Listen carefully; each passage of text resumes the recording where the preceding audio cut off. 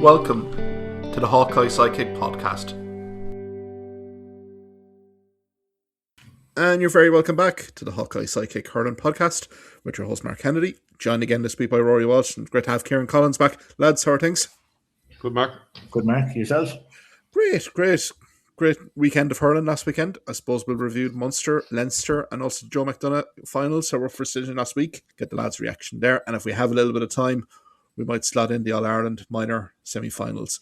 Suppose, lads, will we start in Super Valley at Páirc Uí Chaoimh? Kieran, I know you were down at the game. Rory as well. Limerick, successful 7th Munster title in 9 years. Suppose get your reaction here, Kieran, to this 121-217 win over Cork. Yeah, I suppose, look, these games over the last couple of years, there's never more than a puck of a ball between the two teams. I think the game live, to me, it failed to ever take fire. I don't know, was it I suppose the free count was pretty high. Was it the stop-start nature? But I think, I watched it back later that night and I found it was better to watch on TV than it was live. But nonetheless, it was a good physical game. I suppose a couple of strange takeouts from it would be, I suppose, the Limerick shot, the shot number, like Limerick had 40, middle 40s shots and a goal, which is considerably higher than Cork's. And I suppose the other thing is, Limerick didn't lead until, from the first 2 or 3 minutes until near the 70 minutes. But yet Cork only had one score from play in the second half, the goal in 38 minutes. So I think it probably summed up the type of game it was. Look, it was very tough conditions. I suppose the first half, the rain wasn't, I suppose it was coming and going, but second half especially, the rain stuck around, and I suppose that wind with it as well. For hurling especially, really tough conditions to play in. Look, I think from a Limerick point of view, Cork were probably the better team in the first half, playing with that wind, but I think the pivotal point for Limerick was, rattling off 4 points before half time to bring the gap down from 6 points to 2. I think that was huge in the grand scheme of the game. Cork did kick on again early second half with that goal. Brian Hayes, really well taken goal. I think Limerick just finished a stronger, probably, I think they outscored Cork 4 points to 1 in the dying stages. The main reason for that for me was Grode Hegarty moving into the full forward line. I think he was absolutely brilliant the last 10 minutes. Anything that happened for Limerick went through him. He was just a target in there that I think the Cork backs couldn't handle. And I suppose with Peter Casey off his shoulder, Peter getting the last 2 points to seal the win. There's an awful lot of talking points regarding refereeing. There was, I suppose, a lot of things went on in the game, but I think for Limerick, a huge statement to go down to Cork. I think they hadn't been beaten there since 2024. But to go down and beat him in the Munster final, get some little bit of revenge for last year when Cork beat Limerick in the Gaelic rounds in the Munster final. The view is that these teams are still there, and I suppose a lot of people speculate that it could be the final too come July the 19th. There's an awful lot of hurling to go between now and then. But I think it was definitely a spectacle in ways. I think the hurling might have lacked a little bit, but from regarding the tension of the game, and I suppose just there was so much up for grabs, that added to the excitement. I think from Cork point of view, and probably similar for Limerick as well. I suppose a few forwards who didn't hit fire. Looking at Limerick, I think Gillan was quieter than we'd expect him to be. I think first half he got on 3 or 4 balls. He was out in front, retained possession, but just kind of, I think, to me, the peculiar things when he was on the ball. Shane O'Brien, I think, struggled at times. Cathal O'Neill really looked off it from the start before going off with an injury. And I think you could say the same with the other end for Cork. I think, Brian Hayes did, try really hard and show great flashes of his brilliance. I think Alan Connolly struggled. I think William Buckley, when he was on the ball, he looked really dangerous. But, I think the forwards were probably starved of possession for Cork. And I think it was a day for the two of the defences. And I suppose if you mentioned the defences, it was the 2 goalkeepers who pulled off some great saves between the two of them. But look, I said loads of talking points, which we'll probably get into now as well. But I suppose from every point of view, really happy to get the win down in Cork. Yeah, absolutely. Rory, get you in there. I suppose, what were your thoughts post this Munster final game? Yeah, and just to agree with what Kieran said, like, it was bizarre in terms of, you look at stats and the stats did not match up with what the scoring was, with Limerick having those 40 scoring opportunities or 40 shots away even.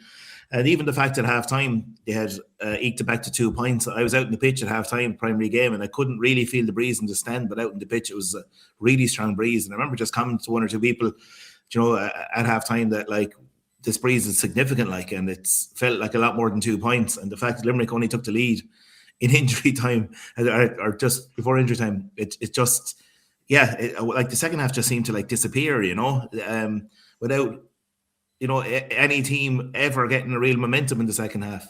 In fact, there was only 2 periods really where I thought Cork, maybe around 25 minutes to 35 minutes, just before Limerick spell at the end of the first half, they seemed to have a bit of momentum. We had Rob Downey, an unbelievable score, a clean catch, ran up, put it over you. William Buckley got a point where he kind of turned Sean Finn in the corner. And then you had the great save in the middle of that from Nicky Quaid from Jeremy Healy's shot.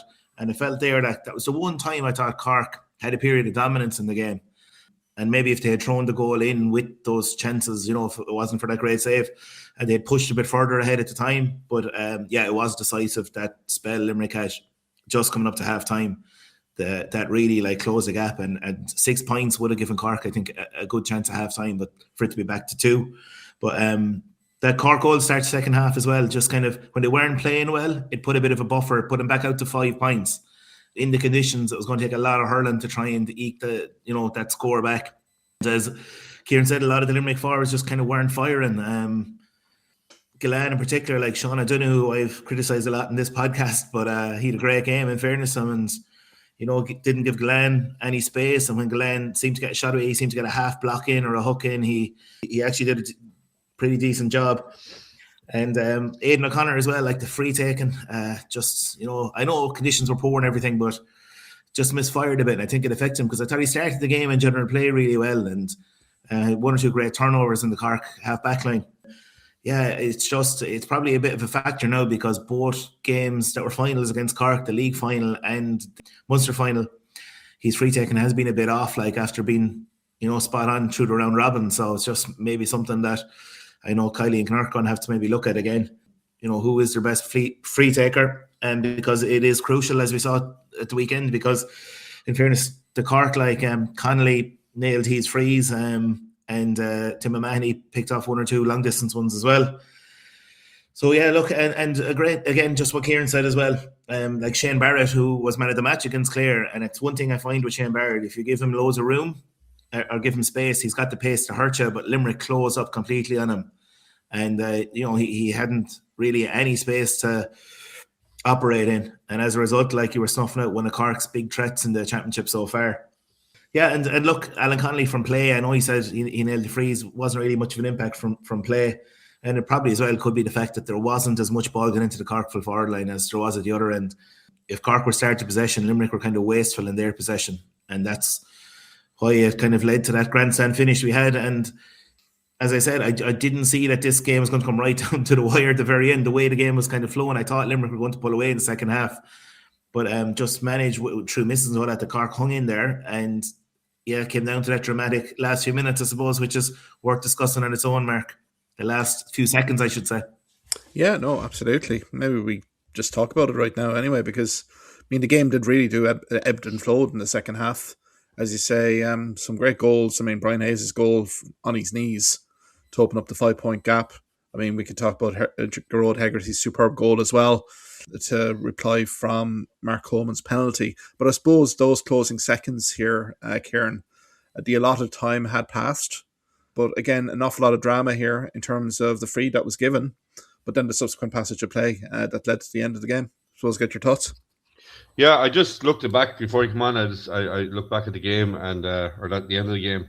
So that hit on Tim O'Mahony was on the nose, was on the 76th minute. It took 1 minute and 15 seconds for Collins to arrive to the ball where the free was.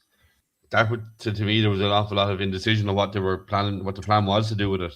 And then on the 77 minute 30 seconds was when Collins picked the ball. So 1.5 minutes from for when the free was given to when they struck the ball. So I think they were kind of dancing with the level a little bit there, 2.5 minutes over a lot of time. Now, I suppose the thing to note on that is it is a minimum time of 5 minutes. I suppose it is up to the referee after that, but you're 50% more than the time that was put up on the board. To me, I think Cork were going to be cute with the two passes. Like you see Kylie on the screen there, where he's urging his players to get back. I suppose they were trying to crowd out in front of the goal, and I suppose they left room out the field, and I think they were trying to, obviously Tim O'Mahony was the man for the long range shot, and I think they were trying to be smart. And to me, I think Owens was within every right to blow the whistle there. That's my opinion. I suppose it has divided opinions all week, and I suppose on top of that was I suppose there's question marks over Owens' performance. I do think a lot of the frees that were given were frees. I suppose my view would be on a wet day that there might be a bit more leniency given just because of the conditions. My biggest issue would be there's one free for either team I can think of that were, simulation was involved. I know Shane Barrett got a free where he pulled, I think it might have been Will O'Donoghue's arm over his shoulder, got a free. And the same at the other end for Darragh Donovan. He blocked down, I think it might have been Barry Walsh, picked up a ball on the end line, and it was right in front of me where I was. He just dived. He dropped the head, and the minute contact came, he just went to the ground and won a free. To me, they'd be more of an issue than some of the frees that may have been soft, but they were frees. So I suppose James Owens was reffing the game by the book, but I think the accumulation of that, which was with how the game ended, in turn, that's why you see Ben O'Connor coming out, not happy with refereeing decisions. But I think he referenced the free count was double. The Cork had conceded double the amount of frees Limerick had, which I think wasn't true. I think it was 18 frees to 13. So I think Ben O'Connor's a little bit to learn there. And I suppose, look, emotions were high. It's Munster final, but, criticising referees. Technically Owens, I suppose he reffed the game by the book.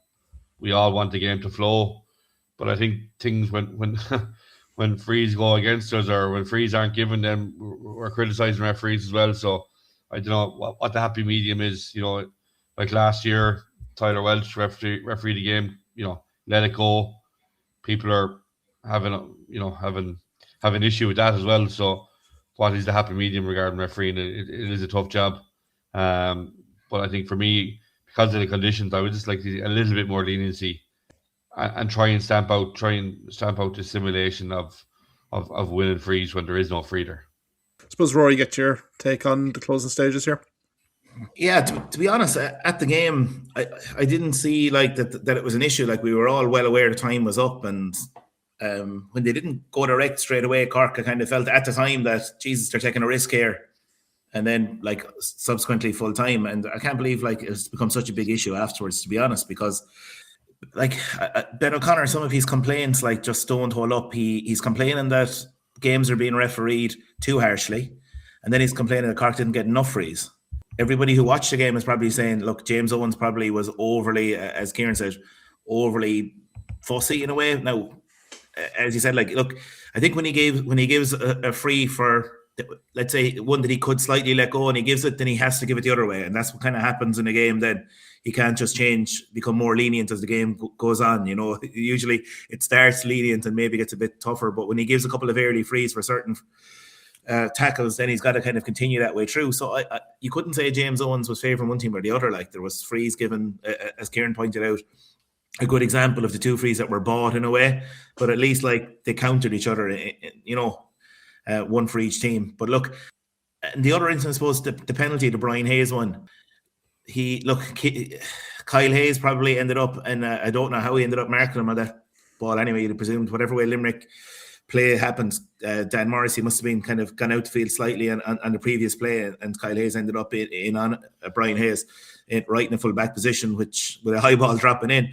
But the fact he had his arm around him first, but Brian Hayes has won 3 penalties this year by backing into the full back as well. So like it's a pattern. Like the minute he feels contact and he's a big man, if he's backing in on top of you, like you're going to have to put your arms around him to stay up, or otherwise the fullback risks dropping to the ground because you're going to lose balance. And if the ref doesn't give you a free out, it's going to be a goal because Brian Hayes will be there, basically standing up with no fullback to mark him. So it's just something I think referees need to watch going forward, is this kind of full forward backing into the fullback as the ball is coming in, and like fullback having nowhere to go. Now in this instance, Hayes had his arm wrapped first, like as I said, so I can see why a penalty was given. And then the other instance at the other end, which looked pretty similar, on Shane O'Brien. Yeah, there was one angle that showed Shane O'Brien having an arm slightly wrapped as well. But look, overall, if you're looking at it at the time, it did look a penalty as well. It looked very similar to one at the other end. And that's the only issue I'd have had with James Owens in terms of maybe one going one way and not the other way. But look, to get back to Ben O'Connor again, we spoke about it during the league. He was, looking for games to be refed, the whistle put away kind of a thing. And he referenced the tackle from Dublin player, which we'll get onto later, but as a point, that I think his point was like that Curlin's gone mad now and people want red cards for nothing. But in the next sentence, he's saying Cork should have got more frees. So yeah, look, it's just something that's kind of come out of Cork in the last few years, which wasn't you'd associate with Cork before, is kind of blaming refs and blaming third parties. And I think it was Donal Cusick himself a few years ago saying, Clare need to stop blaming refs and stop needing to do this. But he want to take a look at his own county in a minute, because every game they lose, it was Johnny Murphy a couple of years ago in the All-Ireland final, and an interesting stat from that game was Clare got no free in the second half of normal time in the whole 35 minutes. So then last year, again, well, just small things, last weekend as well, again, like just kind of blaming the ref, when really the performance from Cork, I thought, a lot of players didn't perform to their level. Like, as you mentioned there earlier, a few of the names, I think that was the main issue for Cork at the weekend, not whether the ref should have given them another few seconds at the end. And just to get back to that, like we've all been involved with teams, and if you're over an under 12 team in a Shield round robin game and you were down a point and you'd a free in your own half back line, just out of reach, you'd be asking the referee, what's the story here? And it seems that Cork complained as the ref didn't tell them, but they never said, I haven't heard any player said, we asked the referee and he refused to tell us.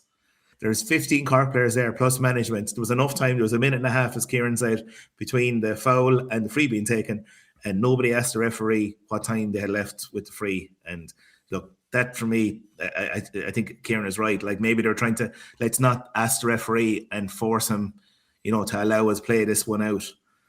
But interestingly enough, like, had Collins, we were just saying this before we came on, had Collins lobbed a big high ball in around the square, it would have been really hard to blow full time for the referee there, because had it ended up in the net, there would have been more, So I think maybe that's what Cork probably, in hindsight, should have just launched one in there and see what happens with Hayes and all inside. Anything could happen. I think it's very similar to the All-Ireland final in 2018 when Limerick played Galway. Galway got the late free. It was far out. Canning struck the ball in. The referee waited for the break to see what happened. Obviously, Tom Conlon secured the ball, then the whistle went. So I think it probably would have played out similar to that. That had Cork had retained the ball and probably tried to engineer a shot, it might have been played out. But for me, I think it was probably the three passes. I think Cork were trying to be cute on it, and I think that's probably he'll allow you one and see where the ball breaks. But I think the three was just too many, or the two passes and the strike. Yeah, no, completely agree, guys, because the irony in 2018 was James Owen actually officiating that All-Ireland final between Galway and Limerick, letting that play go. But I do agree with you there, Kieran, as well. Once Collins passed to Coleman, I don't know who it was from Limerick. I think it might have been Cian Lynch. It was Cian Lynch, yeah. That pressed Coleman. I think Cork's opportunity was for Coleman to lob the ball in. But when that opportunity lost, I think James Owens is well entitled in his rights to actually blow up full time at that stage. We're well over at that stage. But I think Cork management need to learn a thing or two. I think composure on the sideline definitely was lacking in the closing stages here. And they would have been getting the communications from the stands in terms of the injury time and what the assessment was. Even Tom Kenny was on North Cork radio, I believe, and he was saying, surely this is the last puck of the ball. This has to go in deep. Never did. So I think Cork can learn a few lessons here. But as you say, guys, if you score 1-6 from playing a Munster hurling final, regardless of weather conditions, I think you're going to struggle to win it. And I think Cork, they were pipped at the post here. But I suppose, Kieran, getting back to Limerick, just in terms of this achievement, I mean, read the stat here. Since the introduction of the Munster provincial round robin series, Limerick have won the final 7 out of 9 times. It's an incredible era for Limerick hurling, and I mean, John Kiley, Paul Kinnerk, these group of men, they owe nothing to the jersey or the county, but I mean, it's an amazing achievement here for this Limerick team again. Yeah, it's absolutely unbelievable, Mark. Like Kylie's as manager, is it 17 finals out of 18 they've won, and I suppose if you're going to put an asterisk beside it, they actually didn't lose it in normal time. It was a draw last year in Gaelic grounds. You know, it's an incredible achievement. You know, hopefully a few more years in them all yet, but you know, just the last couple of years since, you know, he took over in, was it 16, 17? You know, it's been a roller coaster. But you know, more highs than lows really is, and I think the difference, I think for me looking from the outside is there seems to be a high level of trust in the whole group. You know, even the fact that no player is above being given the curly finger. You know, like Aaron Gillan be taken off pretty early in that second half. You know, wasn't performing to his standards. You know, I think he has been quoted, Kylie, that, you know, next man in. I suppose the Adam English came in, made an impact. I think the Limerick bench probably, Tom Morrissey can come in, you know, for Cathal Neal getting 2 points. I think Cork maybe lacked a little bit of that. Like they had forwards not performing. Cork didn't make any changes that made any impact to the game. You know, the likes, I know Robbie O'Flynn is injured, but you know, they like Cork are boasting about their panel strength and the forward strength, and you know, we just didn't see that, or any players come in to try and make a change up the forward work, or the lack of scores that are coming in the forwards. So I think from that point of view, like there's no one above any other player, and I think the players respect that and they trust that. Like the Gillan, okay, I'd expect him to be disappointed, but hopefully deep down he'd be, you know, recognizing that, yeah, I wasn't playing to the standards required, and deserve to be called aside. And I think that shows to the players on the bench. I think it shows respect to them as well, that, you know, that a player is not going to be left on in the hope he might produce something, you know, later in the game, that if he's not performing, he gets called aside. So I think there's a huge trust in that. You know, obviously they're all together a good few years now. I think the younger players have definitely added to the whole cohesion this year. But it looks like from the outside in that they're a tight grip, tight unit, and you know, I think all the signs are pointing to that. And just to add to that, Kieran, it was 66 minutes before Cork brought us up in the forwards, and we were talking about how so many of their forwards were in trouble. And that was Seamus Harnedy at 66 minutes. Yeah. And then they brought on Hugh O'Connor, I think, in 2 minutes into injury time. Whereas Limerick at the other end, at that stage, had already 3 forwards brought in before Cork had changed one of them. So and now I know one was enforced through injury, but they still had, as you said, Tom Morrissey had come in, and Adam English had come on at that stage, and David Reedy. So I think as well, like Joe, it shows a kind of a lack of trust when guys aren't performing and they're still left out there, and also a lack of trust in your bench, and maybe too much trust in the guys in the field. But yeah, just I think Fitzgibbon being injured did affect that, in that, like, it does weaken your bench that bit more, you know. And he had played so well against Limerick in the round robin game. If Cork are trying to look at positives, they could say we, you know, underperformed, especially up front. We have Fitzgibbon to come back in, and yet we were still right there with Limerick at the end of the game after what wasn't their best performance. So that's probably positives they can take from it. But they're, you know, they need to strengthen that bench. Like, if it comes down to a crunch again in, let's say, against Galway Ireland semi-final, and we've seen Galway's bench, like, they have forwards to come in. I think Ben O'Connor has to be more trusting that the lads he can bring in can make an impact. And even those guys themselves who are on the bench just have to, in the next few weeks, get into Ben O'Connor's head and training and show that they're worth their chance when it comes to it, because some guys who started should be under pressure now going into the semi-final. I think as well, just watching the game live, I was at the end, the Cork forwards were second half. They did have 2 or 3 chances where they could have tapped the ball over the bar and they went for goal each time. I think it was Barrett may have passed to Barry Walsh, and he got blocked and turned over, where the score was on. You know, and had they taken 2 or 3 of them scores, it could have increased that. Like, I think there might have been 3 or 4 up at that stage. It could have increased that to, you know, 5-6 points, which is a tough lead to draw back. So I think this game management really, I suppose, overall, like, you know, obviously they're goal hungry, they want to go for goal, but there's a time and to go for goal and there's a time not to go for goal, and you have to kind of work the scoreboard as well. And that second goal, Mark, you said it, the Cork second goal was an unbelievable goal. It was their only score in the second half, but what a score. Like the way they worked it up the field and the finish, like it was just a great goal. But they just needed more of it, didn't they? And that was their one like standout moment in the second half. And had they thrown another goal in, as we said, Nicky Quaid pulled off 2 unbelievable saves, but had they thrown another goal in, who knows, like. No, absolutely. And you can throw Patrick Collins into the mix. I know we've been a little bit critical of Patrick Collins in the podcast in previous years, but I think he could do no more for Cork last Sunday with some of the saves that he basically made here. I counted at least 4 quality chances for Limerick that he thwarted here. So, look, I think it was definitely a day for the goalkeepers, as Kieran, you've rightly pointed out. But I suppose, lads, Ruairi, in terms of this Munster Ireland final, this trend of the second place team in the round robin winning has prevailed. So 5 of the last 6 finals, the trend has continued. So, I mean, from a Limerick perspective here, Ruairi, looking at it, the scope for improvement is probably quite clear in terms of the forward line. But again, I thought when it mattered most, the middle third for Limerick, I'm talking of the likes of Dermot Burns, William O'Donoghue, Kyle Hayes, particularly in that last 10 minutes, driving forward, Cian Lynch, and obviously Gearóid Hegarty and Peter Casey inside. Just game winners came to the party in that last 10 minutes, Ruairi, and really the full forward line switch really didn't make the big difference at the end. Yeah, look, it worked out a great switch in the end, and just, Kyle Hayes and Cian Lynch started to really win, dirty ball, second half when the game was in a melting pot.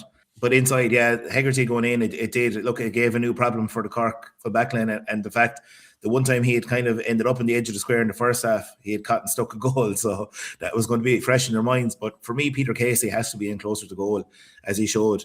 Like he's so accurate inside there, and sometimes I find like he gets lost out the field, and I know he's probably putting up a tackle count and work rate and everything, but in his best position is in there and maybe feeding off the likes of a Hegarty inside there. Because look, I think his balance is incredible, and he's just able to shift his way over and get enough space to shoot. And like he rarely hits wise, and that's why I think you get your top marksman in closest to the goal. But look, it just shows as well the Limerick forward line, how they're able to just switch positions like kind of fluidly, and it just gives options on the pitch as well. Like no guy is like we associate Hegarty as a wing forward, but he has gone into full forward line before. Casey, as we mentioned, goes deep, can go into full forward line, and Adam English can play from anywhere from midfield into the forward line as well. They just have options during a game. Cian Lynch too, just to switch things up. And whereas other teams are a bit more rigid in where players play, and it's just something I think over all these years Limerick have developed this kind of a flow to their forward line, and it does stand them in good stead when lads are misfiring. Just kind of move the pieces around the chessboard and see what happens. And that's definitely look, it's a gamble they took.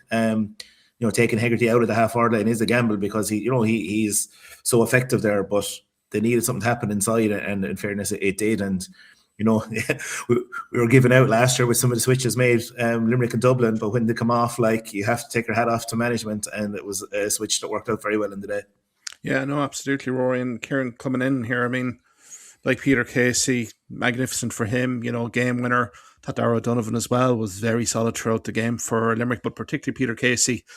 I think he's cohesion with Hegarty, but particularly on the game-winning score, he gambled knowing that Hegarty would win that ball. I think it was just a great example for Aidan O'Connor and Shane O'Brien particularly. If they want to strike a full forward partnership moving forward in the next few years, to really kind of see the cohesion between Hegarty and Casey. But like Peter Casey was absolutely phenomenal down the stretch here. He's probably one of the young unsung heroes in that Limerick team. I think, obviously, we're forgetting to mention bouncing back from a horrific injury, 2 years ago, but really starting to find his form again. Obviously, this shows size. I suppose it doesn't matter really anymore. His work rate is incredible. I suppose that's why they play him in that 13 role where he's going back to field working. I would agree with Ruairi. I think that the All-Ireland final in 21 against Cork, where he scored 6 points in the first half, like he was electric, and I suppose that's what he can bring to the up front. Like he's as Ruairi said, he rarely misses. But I think for me, like this year through the games, I think the trend was that the younger guys, the younger brigade, were the ones who were I suppose shining bright. Aidan O'Connor, Adam English, Colin O'Neill, but for me, I think it was the older brigade, as we call them, it really came to the fore. I think Kyle Hayes, for me, struggling for a little bit of form this year, but the last 20 minutes, I thought he was epic. I think Donald Burns, Dermot Burns, who was criticised last year, especially the last 2 years, I think he's in hurler of the year territory. Like, I think he's been absolutely incredible this year, and Will O'Donoghue as well, who's adjusting to the sixth role. That I think the half back line is absolutely tore Cork apart on Sunday. But I think it's the work rate. I think it showed in Cork's puck out. So we're praising Patrick Collins for his shot stopping, but I think the puck out game was one that Cork will have to relook at again. He did hit 3 or 4 over the line, and then I think Limerick just suffocate Cork on their own puck out. And in that regard, I think you're kind of looking at going, wondering, are Cork as well set up as they were last year? I don't think they are. Ben O'Connor has probably brought a bit more grit to them, but like, you're looking at a free count of 18, frees in a game. I suppose it's no on the line of what's a tackle and what's a foul. I think Limerick struggle with that. Have struggled, and I suppose continues to do when you're playing on the edge, is to know where that line is. And for Cork, you'd be hoping that, I suppose, they can bring that free count down, because look, Aidan O'Connor didn't misfire the other day, but had he slotted them 3 or 4, there's a different game in that first half as well. So I think Cork they're still there. They'll be confident that they'll oversee Offaly, and I think their biggest obstacle might be that they might overlook Galway, underestimate Galway a little bit maybe, but they're still there, and they're still probably favourites for the All-Ireland, or second favourite at least. Yeah, well, they have to get through Offaly in a few weeks as well, and given the injury count after the Munster final that we're hearing, particularly in the middle third here, Ruairi, it's going to be a tough little regroup here for Cork. There was big expectation down in Cork for this Munster final, looking to retain in front of their home crowd. We've seen with Limerick last year, particularly after a titanic struggle, how they struggled to get to the pitch of the game against Dublin. Do you feel that this might be the same for Cork facing Offaly in the next week or so? No, I don't, Mark. I think they'll have way too much for Offaly. I think Offaly, and that's not taken away from what Offaly have achieved. I think their All-Ireland this year was finishing top 3 ahead of Kilkenny. Like, that's serious going. And they're kind of in bonus territory, but I think Cork, like our one crowd, are pretty ruthless when they play teams like that. Like, we've seen the beatings they gave to the teams from the Joe McDonagh over the years. Now Offaly are a lot better than that, and they've a forward line that will threaten Cork. But at the same time, this is their first year out of Leinster, and Cork are just a seasoned team. And it's actually a good one for Darragh Fitzgibbon to get game time in before they play Galway. So it works out well that way, and it gives a chance maybe for the 1 or 2 injuries to clear up as well, because they will be looking at Galway in 4 weeks. Now, I know you could say Limerick maybe made that mistake last year of looking at a 4-week block instead of treating the game, but I just think even Dublin last year had been in quarterfinals before and were used to the whole setup of it, whereas for Offaly it's a new one for them. And yeah, you just hope that they're competitive in it, as opposed to it being a wipeout, because it could be a wipeout. Like, Cork are that kind of a team. So no, I don't think they'll have any problems against Offaly in 2 weeks. I think the other quarterfinal, Clare and Dublin, could be problematic for Clare, despite Dublin's non-performance the weekend, because it's just hard to know where exactly Clare are at the minute. But no, I think Cork, as Kieran said, I think Cork need to be really wary of Galway. Galway have this thing when they play Cork, they don't kind of fear them either. Like, they've turned them over an awful lot in All-Ireland qualifiers since they've happened. And there's a confidence about them and a swagger about Galway. So, yeah, I think Cork need to be very wary of them. Yeah, absolutely. No, we'll leave the Munster hurling final here, guys. Heartiest congratulations to Limerick. 7 Munster finals in 9 years, nothing to be sniffed at. It's a magnificent achievement. It's an incredible year for Limerick hurling continues. Cork will dust themselves down, obviously, and maybe Ben O'Connor management might take the opportunity to freshen up the side, particularly with the squad depth that we've been hearing about, particularly against Offaly. I suppose, Kieran, we'll get you back in just in terms of Leinster Senior Hurling final. This was eagerly anticipated last Saturday night in Croke Park. I know the conditions weren't the best, but I was pretty shocked by the Dublin performance. I mean, all credit to Galway, bridging the 9-year gap, but for me, the story is the Dublin underperformance here. I suppose, get your thoughts on this 429 to 414 win for Galway. Yeah, I would agree.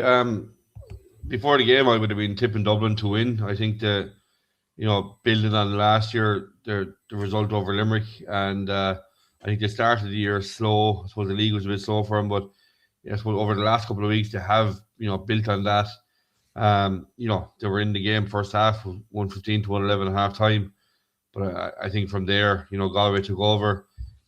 I think looking at Dublin, I think they were their tactic. You kind of question it. I think they became and maybe have been a little bit predictable, through the year where they're using Henderson as the target man inside. I think teams, when you're that predictable, teams can plan against it and come up with ways around it. And I think Dublin had a plan A and didn't have a plan B when things started to go off plan. I think Donald Burke had shown signs of back to form. He still scored 1-3 in the game, but you're looking at what Galway did to them, like in the players and the scores they put up, like Conor Whelan, 5 points. Long time since I've seen Conor Whelan come out of a game with 5 points. Tom Allen with 7. Young Ireland scoring 1-8, 6 of them from frees. Darren Neary and Conor Cooney coming on, scoring 1-1. I think it was a shock, and I think there'll be a lot of head scratching in Dublin after it. I think there was probably a high level of confidence going into that game. They had beaten Galway only a few weeks previous. They have, I suppose, there'll be a 2-week turnaround to the Clare game. I suppose they'll want to get back over as quick as they can. I suppose they'll have previous experiences here of playing Clare already. They'll know what they're going to face, but I think it was a real head-scratching performance from Dublin. They seem to take one step forward and then take 2 steps back, and they show huge improvements. And you think they're there now. They have a couple of younger lads coming on, Conor Loreen and Purcell and lads like this going to the scene. But then they kind of just shock you with these performances, and I'm not sure, there's something lacking. Like I think they have nearly every box ticked. They have physique, they have fitness. The hurling has improved drastically over the last couple of years. They're probably not naturally talented hurlers, but they have improved. Is it confidence? There's something lacking there, and I think until they figure that out, to take the next step, they're going to have to figure it out. Really surprised. I would have tipped Dublin to win it, as I said, and look, not taking away from Galway's victory. They have been impressive. Start of the championship impressive. I suppose a little bit of a dip in the middle, but that's a statement of intent there. And into an Ireland semi-final, and who knows? They're 70 minutes away from an Ireland final, and would you bet against them against potentially a Cork team? They seem to have got it right. They have a good mix of young and old. Conor Cooney coming on the raid, he really impressed. Young Aaron Nyland and Jason Rabbit and Darren Neary, really, really good young lads. And I suppose when you have the likes of Whelan and the Manions, as well, they seem to have a very good blend at the minute. And these young lads especially would have no fear. And I think that they're probably bringing a freshness to Galway that maybe hasn't been there over the last couple of years. And they're in a good place. And I agree, Rory. I do expect Cork to come out the other side of the Offaly game, and Galway have a good record over Cork in years gone by. They'll fancy of giving it a good rattle, I would say. Yeah, no, absolutely. Like I flip it around here.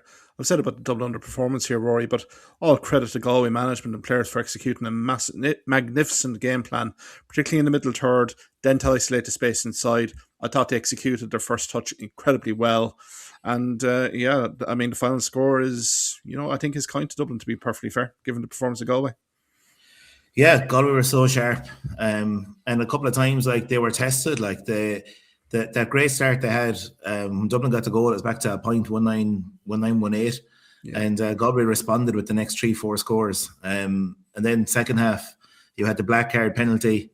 At that stage, I think Galway had gone up to 7 or 8 points maybe, and this was going to put it back to within 2 pucks, which I thought was a harsh one, considering, like, when you looked at it again, there was a lot of bodies between Conor Whelan and goal, and I suppose it's just a grey area of the referee's interpretation of a clear goal scoring chance, because it would have been some goal with 4 Galway lads between a Dublin player and goal. But look, again, Galway didn't panic with 40 men. They plotted their way back into it again, got the next few scores, and just from then on, I think that was Dublin's last chance, really, where they got within 2 bucks because Galway just absolutely destroyed them from that moment till the end. And to be honest, from the start of the game, they just looked, they looked more sharper. They just, as you said, they had a coherent plan on what they were doing. And they just had more threats like all over the pitch and even off the bench as well, as Kieran alluded to, like just a lot more weapons what Dublin had in the day. No more so than Conor Cooney. And the difference, I think, between Conor Cooney's 5 points and Tom Monaghan's 7 was Conor Cooney was being marked for like some of his 5 points, whereas Tom Monaghan looked like there was nobody marking him, and he had like 20 yards of freedom every time he got the ball, where he could stand, look, and just pop it over. So whatever Dublin were at, like you know, during the game you have to adapt and take on the biggest threats of the opposition. And if one guy is left loose free scoring, you have to push up with him, and you have to put somebody out there to mark him. But yeah, Dublin are guilty of that in the past as well. I remember they played Kilkenny a couple of years ago, and Mullen was given the freedom in the park. Absolutely. Adrian Mullen, I think he scored similar 7 or 8 points in the day, and I suppose they never rectified it. That'd be the question mark. Like, they had a plan A, but they couldn't adjust, on the field to play. And just another thing as well, I was kind of wondering as well, like Liam Rush, there was, a great fanfare to his return, and he did very well in his first game, but it's a different kettle of fish in Croke Park and big wide spaces, and he just didn't seem to be able to cover the half-back line. He's been out of the inter-county scene for a couple of years. It's a tough one to get back in. Look, maybe it'll stand to him later on in the next round, but it just, there was a hole there centre-back that Galway just kind of penetrated through the half-back line way too easily. Galway looked to be, we even at the league, we were kind of saying there's something different about Galway this year, but will it last? Like, we've seen false dawns before, but they do seem to be the real deal. Michael Donoghue has got that mix right, and they are definitely flying. And Dublin have to get their act together. When Cian O'Sullivan was injured and they were going to go with this route 1 to Heatherton, I thought put Ronan Hayes in there as well from the start, where there's 2 aerial threats, because Dahi Burke can only pick up one of them. And Galway were worried from the game in Salt Hill about that aerial threat, and that's why Dahi Burke ended up coming back there, because Trayers struggled in the air. So put the 2 guys in there from the start and go at it that way, and look, and then have a plan B if it doesn't work. But I just felt having one guy in there, and Galway were just able to get bodies around. Dahi Burke just broke it down, and Galway were mopping it up. And then Galway's use of the ball from there, using Mannion as kind of like the go-between between the backs and forwards, was like, he's striking is so good, and I just thought it was kind of a well-worked plan from Galway, and they identified, it's like they kind of read what Dublin were going to do and handled it very well, and then from their own point of view implemented their own game plan in attack so well too. So look, just from a Dublin perspective, this is they're, let's say, Dublin hurling folk or hurling team, they're trying to compete with the footballers all the time for fan base and success and so on, and we saw the paltry crowd the Dublin footballers had against Louth, and this was Dublin's hurlers' chance to take centre stage. And they've had this a couple of times in the past, where All-Ireland semi-final last year, and then Leinster final again, and there was one a couple of years ago with Kilkenny, where there was a big build-up into it, and Dublin had done very well against them in the round robin, and then non-performance, and again at the weekend, another non-performance. So I predicted Dublin to win this, and I was, as you said, Mark, shocked that with this happening. But then when you look back at it, there is a trend as well. I just thought that they had broken out of that trend, and they were, they had gotten through that, and that was in the past, but it's come back to haunt them again. Just, I don't know, is it the big stage or whatever? And just the naivety, that first goal where it was like a soccer offside trap broken, where there was no Dublin defender inside the 45-yard line. The whole lot of them had ran out with the play. And, it was exactly like beating an offside trap. There's just Galway players racing through the lines, and to have nobody at home, you just feel for the Dublin goalie there. And and the 2 goals at the end, Mark, as you said, put a glass on it. I think the Americans call it garbage time in NFL when touchdowns happen like that, and this was garbage time for those goals as well. So now, not taken away from Conal Reen, one of them was an absolute peach of a strike into the top corner, and he was the only Dublin guy. He got 2-1, and he was the only guy that really threatened, to be honest, because without Cian O'Sullivan, their attack looked pretty blunt. And whereas we know Tom Monaghan can do this from out the field, he can be a sharpshooter. Donald Burke is Dublin's equivalent to that, and Galway gave him no space, and yet Dublin gave Tom Monaghan yards of space. Yeah, no, great points there, Rory. I think for Dublin, they need to have a look in terms of how they prepare for these big matches, particularly provincial finals. We were speaking this time last year about their performance against Kilkenny. I'm always nervous when I see a team on a photo shoot, particularly a week before a big provincial final, and they were plonked into the Aviva with the Lions of South Africa, URC side that were travelling. Just seemed to me that the eye was maybe taking a little bit off the ball here. And then I saw the warm-ups being in Croke Park, and it just had no level of intensity for me compared to what I saw with Galway. And so it proved. I think just O'Callaghan and the management really have a big job on their hands here, because like the last 15, 20 minutes here, Kieran, the defensive shape, the discipline went completely out the window here. And like Tom Mullen had one of the best games he'll ever have in Croke Park, but Conor Cooney inside as well. Just the level of space for Conor Cooney to actually operate in, I thought was frightening at times. And it's going to be a big rebuild heading into this Clare game in the quarterfinal. Yeah, it was just not being able to adapt, I think, was the big issue. If you're getting a pretty rattled, like you'd stop it, you'd reset, you'd say, right, we'll get back, hold our shape at the back at least, and if your player goes, let him go. Go so far and let him go and hold your shape. But yeah, there was times there where there was no defence at all, and sure, like to be honest, they probably flattered Galway really in ways with the defensive structure. I think probably it's one thing Dublin maybe lacked it to have, I suppose, inter-county forwards that can hurt teams. But I suppose at the back, Paddy Smith, who has had a good year, he plays the equivalent of junior hurling in Dublin. I suppose McHugh as well, a footballer, played with Dublin footballers for a good number of years. I suppose they're lacking maybe a bit of youth and a bit of legs at the back, where I suppose they have the same six backs for the last, they've no young player pushing in to get into the team. Any of the young guys are up front, the likes of Purcell, who is highly rated, and Orion, and the other guy from Racool, what's his name? Diarmuid O'Dooling. Dooling, yeah. So I just think that just for me, I was shocked with their failure to adapt mid-game. Like when things weren't going right, the floodgates just opened, and there was nothing. They had no response to it. Yeah, and Rory, kind of get you in here. I thought the impact off the bench for Galway was very impressive. As you said here, Conor Cooney came on. I thought Gavin Lee, who was unlucky not to start, came in and put in a Trojan effort in the middle third. John Fleming, I think, is a very underrated player as well. Like, the substitutes did certainly make an impact here, certainly. But for me, Cathal Mannion, it was just an exhibition from him in terms of orchestration, getting the right pass, making the right option. And in credit to the Galway players for giving the option for Cathal Mannion, but really showed his versatility and skill set there on Saturday night as well. He did, yeah. Look, he had a couple of quiet games earlier in the round robin, but like he came to the fore when it mattered in the Leinster final. Look, they're going to be a tough nut to crack. I know they picked up injuries though. Like we had Dahi Burke limping off, and there was a couple of other injuries as well, and you just have to get them cleared up because, praising them and saying everything, how great they were and everything, it's just going to be a completely different challenge they face when they face Cork. Like Cork, as we said, they are a seasoned team with full expectations of not just getting to the final but winning it this year. But Galway will need the full deck, I think. And I know Mahel Donoghue said he had a very disruptive lead up to the match with trainings and guys not being able to take part with injuries in training and guys not being able to take part due to injuries and so on. But I think to beat Cork, they'll need everyone. And I'll give them, at the minute, a few weeks out, I'll give them a good shout anyway with the way they're playing so far. But look, it is hard to compare Leinster and Munster.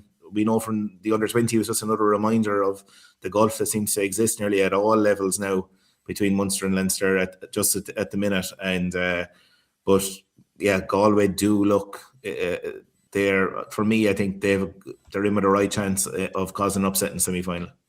No, absolutely. No, I think being based here in Galway, living in Galway, I think the performance really did surprise a few people, particularly in Croke Park, just that they've finally got it together. Particularly, there has been flashes of it in the Leinster Championship, starting with Kilkenny. There has been a few mediocre performances, particularly likes against Kildare, Offaly that I went to see in Salt Hill, Dublin, when Dublin only put 27 shots off against them in Salt Hill and won. So I think Galway locals going to Croke Park were going more up in hope than expectation. But again, it's intriguing. They can sit back here and see what happens in the All-Ireland quarterfinals. But congratulations to Galway, bridging that 9-year gap for Bob O'Keefe. Dublin, again, a regroup needed.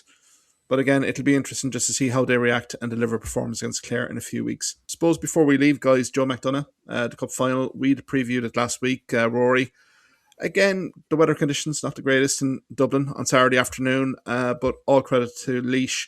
After all the heartbreak of the two previous finals against Offaly and Kildare, to kind of step forward and get over the line against Carlow. A very good performance, I thought, from Laois overall, and really exposing poor Carlow's shooting inefficiencies on the day. I suppose get your reaction to Laois's win to Joe McDonagh and getting them into the Leinster Senior Hurling Championship next year. Yeah, look, massive win for Laois. We've been talking about it for a couple of years, expecting them to, make that breakthrough, and they have had a bit of, what you call relative success at underage. They've been quite competitive at times in Leinster minor championships of late and so on. And I know from college level, there's a lot of Laois players featuring Fitzgibbon and Fresher 1 teams throughout the championship. So, there is a talent coming through, and they're probably looking at their neighbours Offaly and the resurgence in Offaly and thinking, why can't we do the same? And I just thought they were really impressive. Just their striking and the variety of scores they took from distance. They had, different types of forwards as well. You had Keys inside, was a real live wire. Then you had, Dunphy just kind of good in the air and just a lovely striker of the ball. Picky Maher gave a lovely display of striking and free taking yet again. And Dunn scored 1-6 inside. He was just a handful completely. And then to contrast that, Carlow, who are winning plenty of ball themselves, 13 out of 39 scoring chances from play was their percentage. And that's not going to win you any game. Look, they held in there and they kept in there for as long as they could, but they just needed to decision making and when to take a score and when the percentages were too low to shoot. They're the kind of things. And I think the more Laois were tapping on scores at the other end, Carlow seemed to be taking more and more wild chances and lost their bit of composure.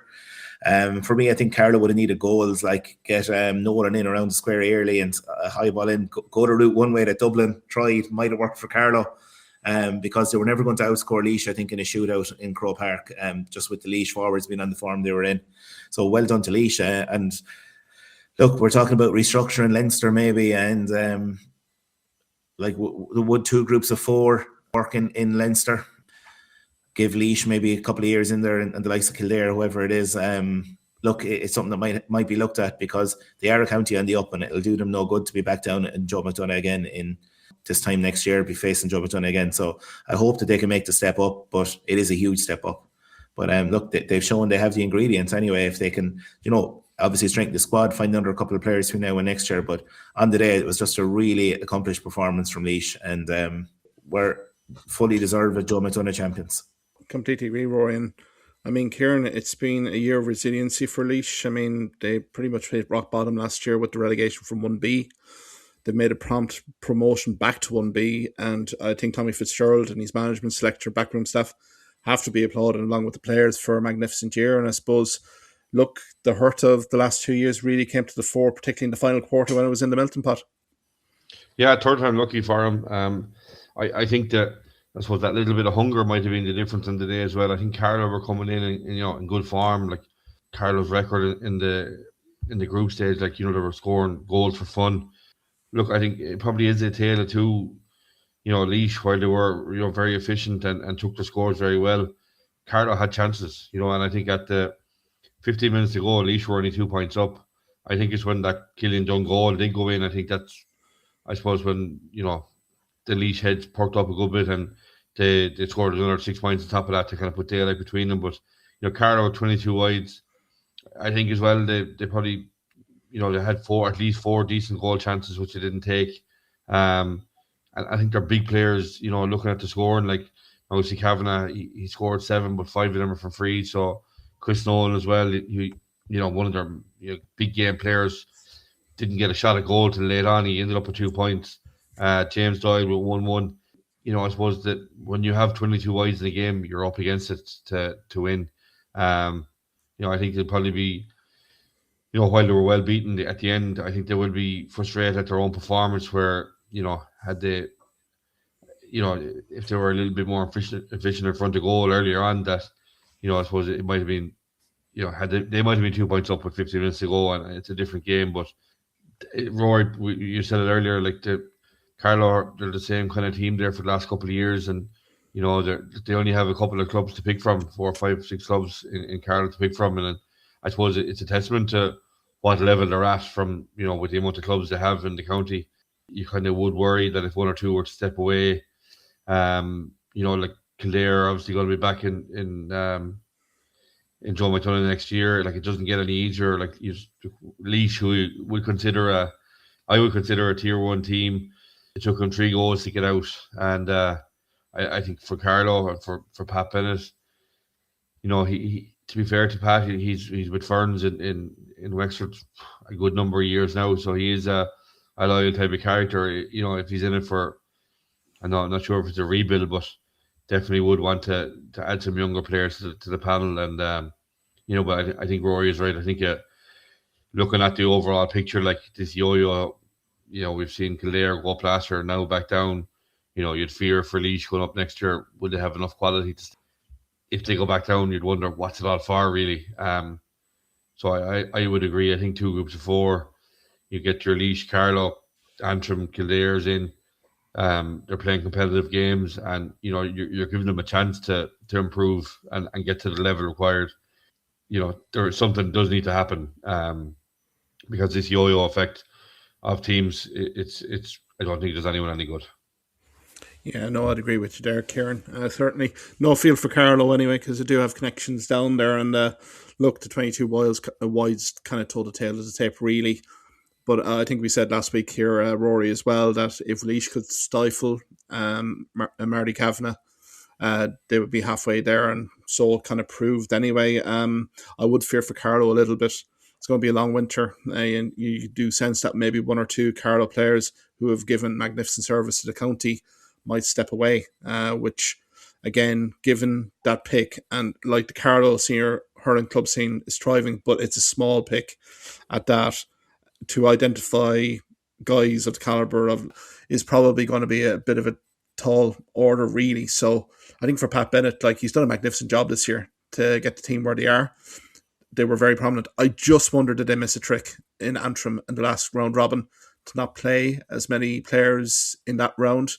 Thought they were just a little bit ring rusty, particularly in that first half, and particularly in the third quarter when shot selection went out the window. Here, guys, it was just, you could see the frustration, you could see the anxiety kind of really build there. But all credit to Laois, because Laois had that same effect in the final a few years ago, particularly against Offaly, and really did kind of drive it home. I'm delighted for the likes of Aidan Corby here.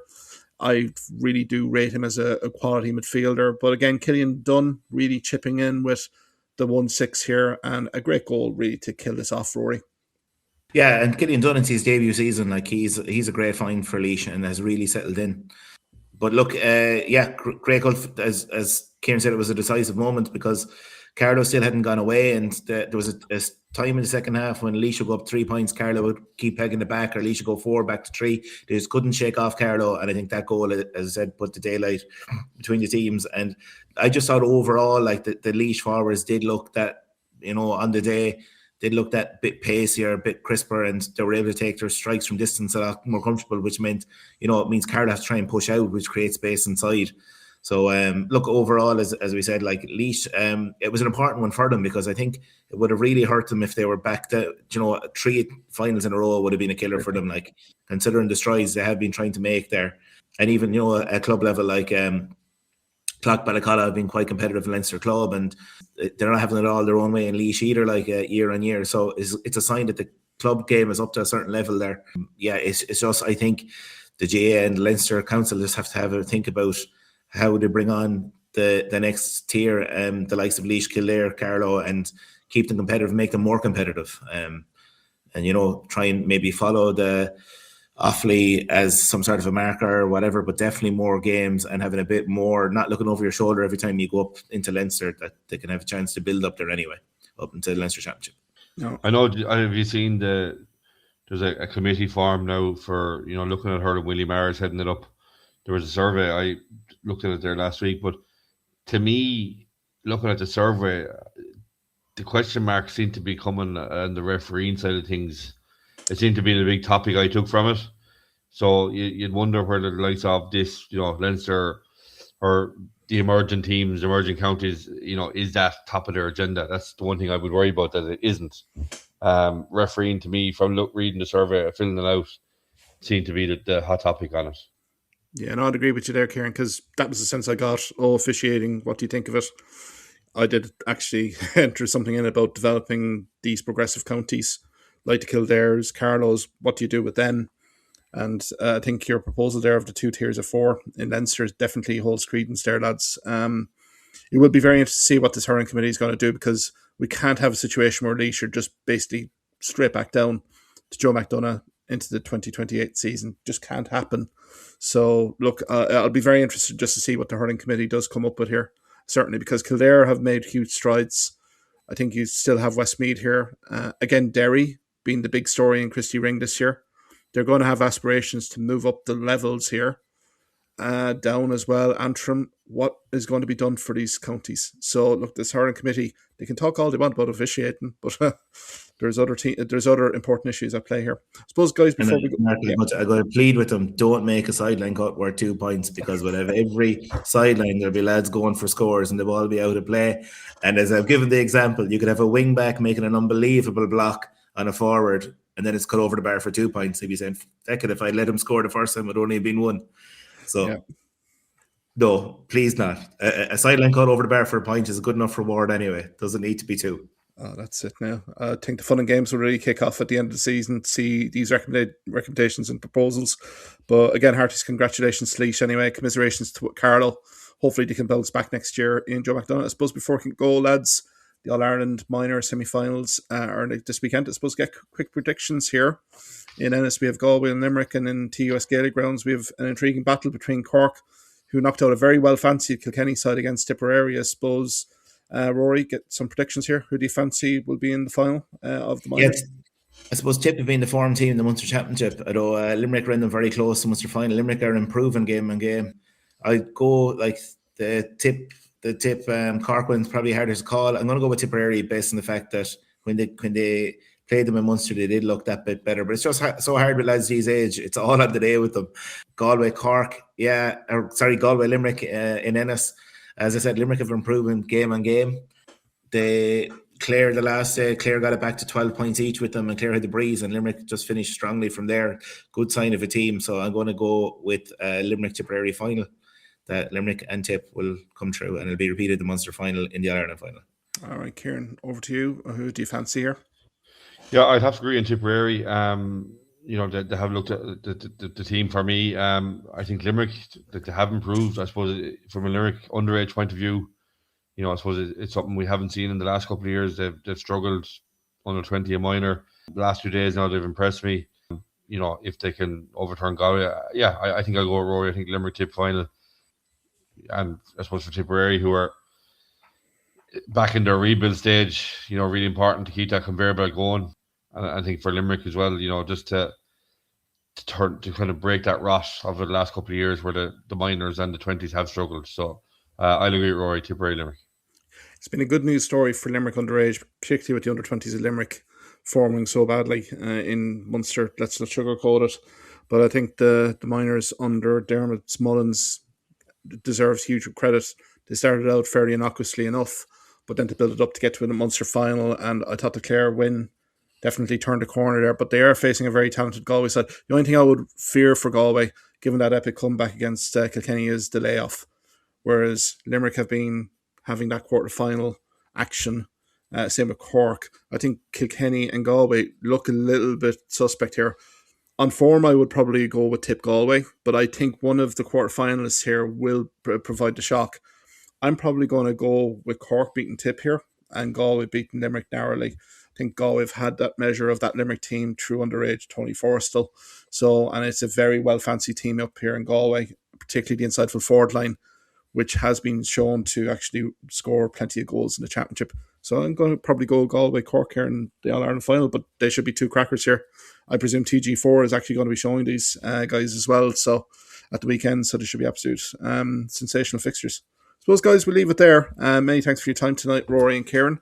I suppose next week we'll have a review of those minor semi-finals and also have a look at these All-Ireland quarter-finals. How have Cork and Dublin prepared and regrouped after their provincial finals? how will Offaly set up, particularly against Cork and also Clare after a very disappointing end to the Munster campaign.